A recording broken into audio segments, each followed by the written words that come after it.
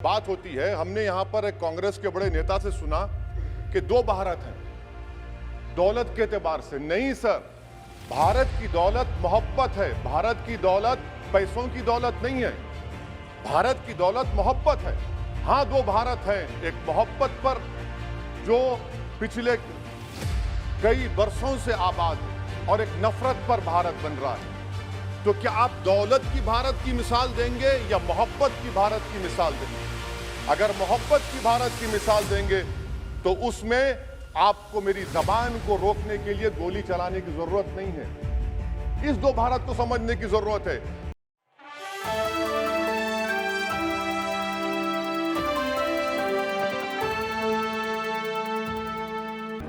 असाउद्दीन ओवैसी जी।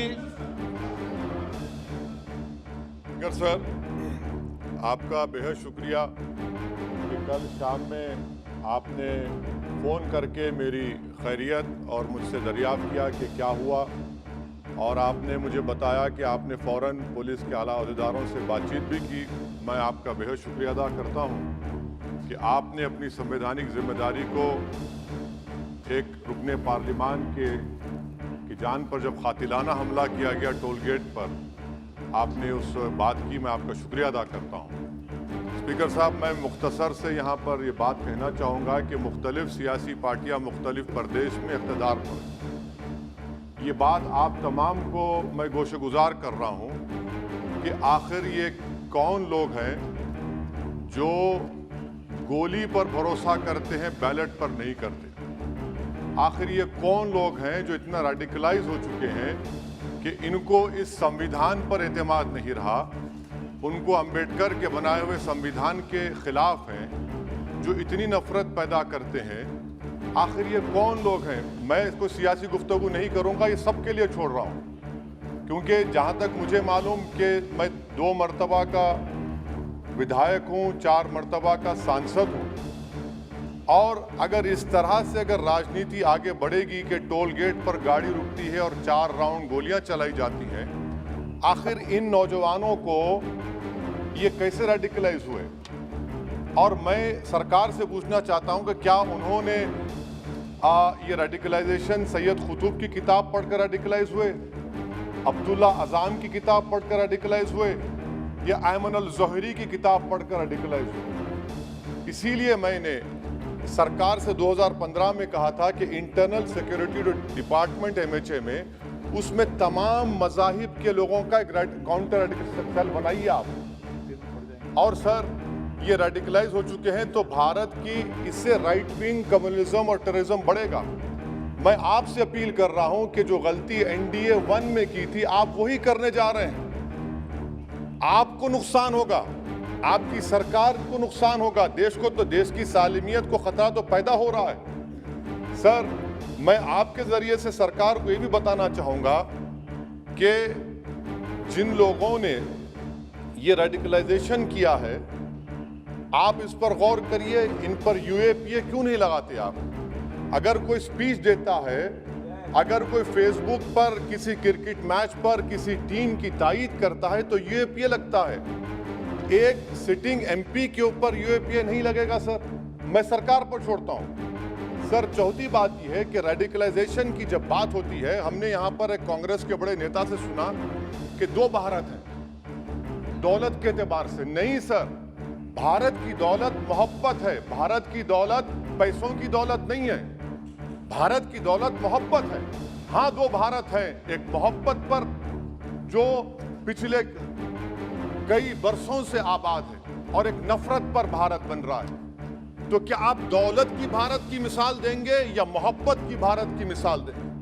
अगर मोहब्बत की भारत की मिसाल देंगे तो उसमें आपको मेरी जबान को रोकने के लिए गोली चलाने की जरूरत नहीं है। इस दो भारत को समझने की जरूरत है। सर, मुझे खत्म सर सुनिए सर, मैंने करीब से 6 फीट से गोलियां देखी, मुझे बोलने दीजिए सर। हो सकता है कि कल दिन ना देखूं मैं। अगर मैं यहां पर नहीं बोलूंगा तो कहां बोलूंगा सर? आप मुझे प्लीज बोलने दीजिए।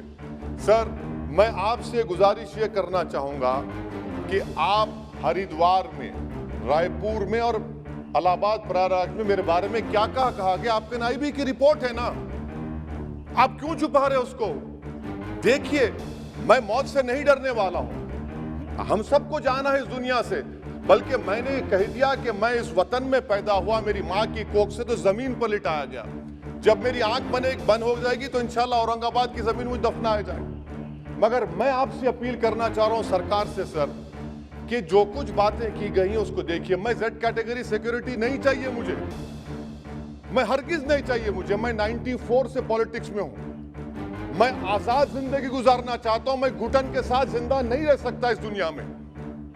मुझे जिंदा रहना है तो अपनी आवाज उठाना है। मुझे अब जिंदा रहना है तो सरकार किसी के उनके खिलाफ बोलना है, और अगर गोली लगती है तो मुझे कबूल है, मगर मैं घुटन की जिंदगी नहीं गुजार सकता सर।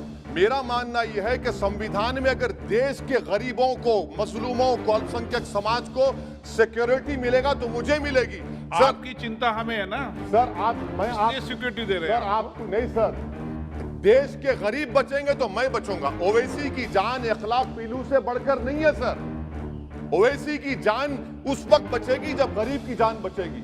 इसीलिए मैं आपके जरिए सरकार से अपील करना चाहूंगा कि सर इस नफरत को खत्म करिए, इस नफरत को खत्म करिए और इस पर आप गौर करिए। मैं नहीं लूंगा सिक्योरिटी, मैं जेड कैटेगरी नहीं चाहता हूं सिक्योरिटी। मुझे ए कैटेगरी का शहरी बनाइए आप, मुझे एक कैटेगरी का शहरी बनाइए ताकि मेरी और आपकी जिंदगी बराबर हो। जब देश के प्रधानमंत्री पर सिक्योरिटी ब्रीच हुआ, अपोजिशन की तरफ से मैंने कहा था कि गलत हुआ। सब सेकुलर पार्टी के लोगों ने कहा कि ओवैसी तुम क्यों बोले? मैंने कहा नहीं, देश का प्रधानमंत्री मेरा है, सिक्योरिटी ब्रीच हुई तो एक्शन लेना चाहिए। मगर 4 मर्तबा के एमपी पर कोई 6 फीट के फासले से 4-4 गोली चलाता है। मुझे मौत है, हम सबकी मौत है, मगर मैं इन गोली चलाने वालों से डर कर खामोश नहीं बैठने वाला हूं। और मैं दुआ करता हूं कि उत्तर प्रदेश में पुरअमन पोलिंग होगी इंशाअल्लाह। उत्तर प्रदेश की जनता गोली चलाने वालों का जवाब बैलेट से देगी, नफरत का जवाब मोहब्बत से देगी, और कमजोरों को दबाने का जवाब हिस्सेदारी से देगी। मेरी आपसे गुजारिश है सर कि मुझे जेड कैटेगरी नहीं चाहिए, मैं रिजेक्ट करता हूं। आप इंसाफ करिए सर, उस पर यूएपीए लगाइए। और इनके दिमाग कौन है?